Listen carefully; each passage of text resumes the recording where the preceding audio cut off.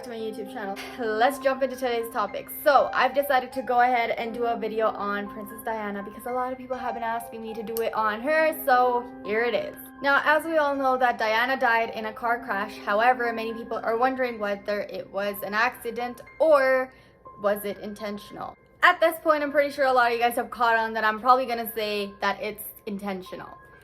And the reason I'm saying that it's intentional is because at one point, Diana predicted that she was going to die through a car crash. The letter that Diana wrote, only Paul Burrell, her butler at one time, had the letter.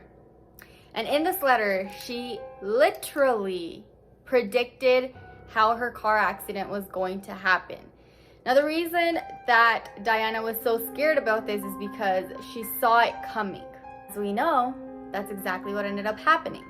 So I wonder, was Diana able to predict what was going to happen to her? Was she a psychic in some sort of way?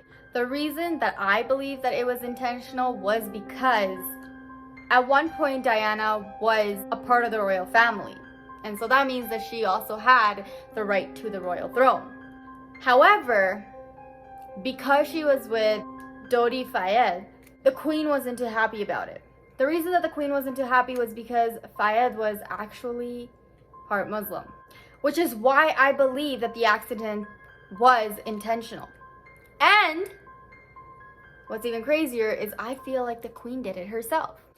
Of course, in this accident, it wasn't only Diana that ended up dying, it was also her former lover and her driver.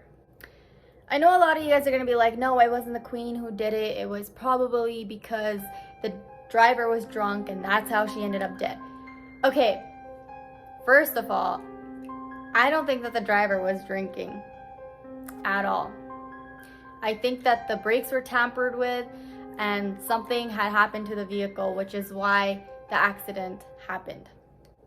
However, yes, there were claims that the driver was drinking and driving, but I don't think that he was. Because from all the research that I did, I could not find anywhere that it said that, he had this much alcohol in his system. So I don't think that the driver was drunk. Now, the queen had another motive to be able to kill Diana. And the reason for this was because they had assumed that Diana was pregnant with Fayed's child.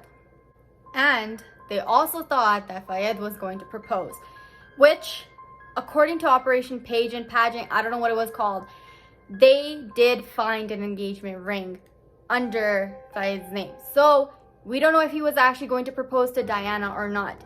But the other thing that I read in Reader's Digest was that Diana's pregnancy test came out negative. Now tell me this, why would you do a pregnancy test to find out if she was pregnant or not?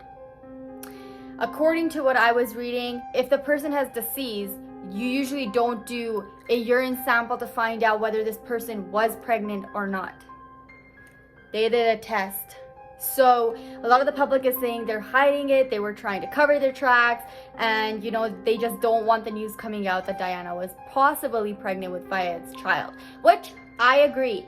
I think that they did not want the press or the people around finding out that she was about to have a child with somebody else.